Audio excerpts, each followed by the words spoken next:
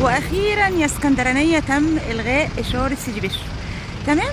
ووضعوا الفاصل ده عشان اللي جاي من سيدي بشر ما يعديش طبعا ايه من هنا. هناخد المكان جزء جزء لحد محمد نجيب. طبعا الاشاره العاديه موجوده خلاص، اللي هي الاشاره العاديه للمرور بقى المشاة وكده، عبور المشاة. تمام. الاتجاهات ازاي؟ بصوا اللي جاي هناك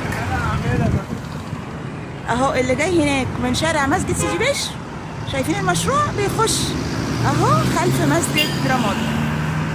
خلاص. امال اللي جاي بقى من مسجد سيدي بشر رايح العصافرة هيجي كده سطحي عادي ويخش كده في اتجاهه للعصافرة.